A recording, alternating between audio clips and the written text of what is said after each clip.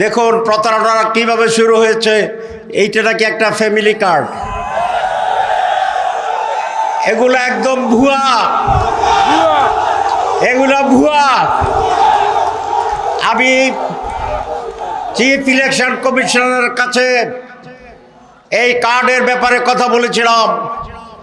তিনি বলেছেন এটা বেআইনি, যারা কার্ড নিয়ে এরকম যাবে তাদেরকে আপনারা আটকাবেন।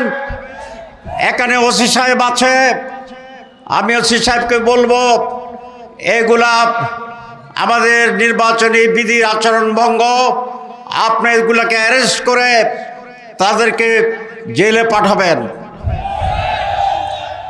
এখন এই যে প্রতারণা করছে, এরা ইলেক্টেড হলে কি প্রতারণা করবে না করবে না?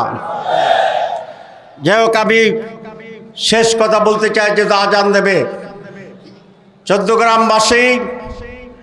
এখানে আমি জামাত ইসলামের ক্যান্ডিডেট হিসাবে ভোট চাই না। এখানে প্রায় সকল সাবেক চেয়ারম্যান এখানে উপস্থিত আছেন। গত পরশুদিন আমরা মিটিং করেছি, প্রায় 400 সাবেক মেম্বার এখানে একত্রিত হয়েছিলেন। সুতরাং আলেম ওলামা, জনপ্রতিনিধি, সকল শ্রেণীর মানুষ আজ 14 গ্রামে ঐক্যবদ্ধভাবে আমাদের প্রতি যে সমর্থন জানিয়েছেন, আমি সেই জন্য আপনাদের প্রতি কৃতজ্ঞতা প্রকাশ করছি। কোন একটি দল এখানে যারা আছেন, আমি জানি আপনারা সকলে জামাত ইসলাম করেন না, ঠিক কিনা?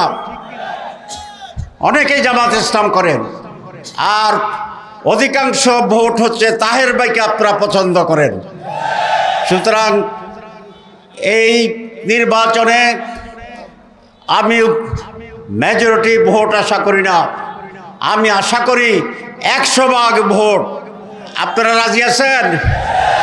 ইনশাআল্লাহ আসুন আমরা উৎসবমুখর পরিবেশে ঐক্যবদ্ধভাবে আগামী 12 তারিখে দাঁড়িপাল্লার পক্ষে নির্বাচনে ব্যালট দিয়ে আপনারা আমাকে জয়যুক্ত করবেন। আজ বাংলাদেশ 2 ভাগে বিভক্ত হয়ে আছে। আগামী নির্বাচন নির্ধারণ করবে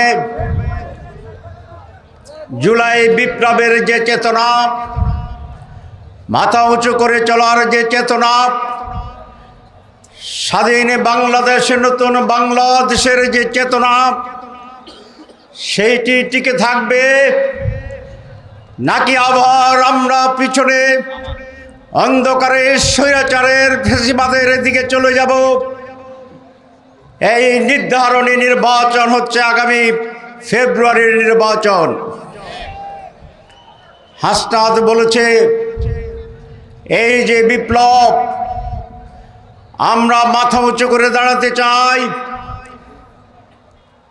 একটি দলে নতুন করে ভারতের সাথে আপোষ করে আবার দেশ শাসনের জন্যে বাংলাদেশকে বিক্রি করে দিতে চায়।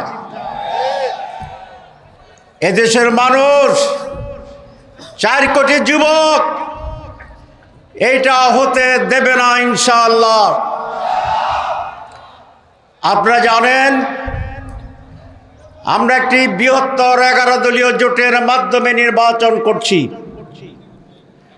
এই 11 দলে সমস্ত ইসলামী দলগুলো আছে। 71-এর বীর মুক্তিযোদ্ধা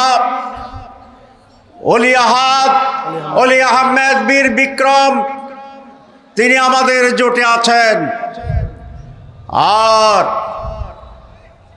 জুলাই বিপ্লবের অগ্রসেনানী যারা ছিল, সেই যুবকেরাও আমাদের এই জোটের সাথে আছে। ইনশাআল্লাহ 12ই জুলাই জনগণের সমর্থন নিয়ে আমরা সরকার গঠন করব। আমাদের সরকার হবে দুর্নীতির বিরুদ্ধে জিরো টলারেন্স। কোন দুর্নীতিবাজ এই দেশের শাসন ক্ষমতায় থাকবে না। এদেশের মানুষ চাঁদাবাজদেরকে আর ভোট দেবে না, দখলদারদেরকে আর ভোট দেবে না। গত 2 বছরে স্বৈরাচারের পতনের পরে চাঁদাবাজির সেই জায়গাগুলো দখল করেছিল আরেকটি দল, আপনারা জানেন সে দলের নাম। আমাকে অনেক বড় ব্যবসায়ী বলছে যে আগে যদি 10 টাকা চাঁদা দিতে হতো, এখন নাকি 20 টাকা দিতে হয়। চাঁদার শিকার এই দেশের রিক্সাওয়ালা, ছোট দোকানদার, বাস স্ট্যান্ড, বালুর ব্যবসায়ীরা, সকল মানুষ চাঁদার এই জ্বালাতনে অতিষ্ঠ হয়ে আছে। আমরা এমন এক দেশ গড়ব যেই দেশে চাঁদাবাজি থাকবে না, মানুষের অধিকার থাকবে, উচ্চ শিক্ষা থাকবে, সম্মান শ্রদ্ধা থাকবে এবং বাংলাদেশ স্বাধীন মাথা উঁচু করে দাঁড়াবে ইনশাআল্লাহ। সম্মানিত ভাইরা আমার, আজকের এই বিশাল সমাবেশে আমি দেশীয় বক্তব্য দিতে চাই না।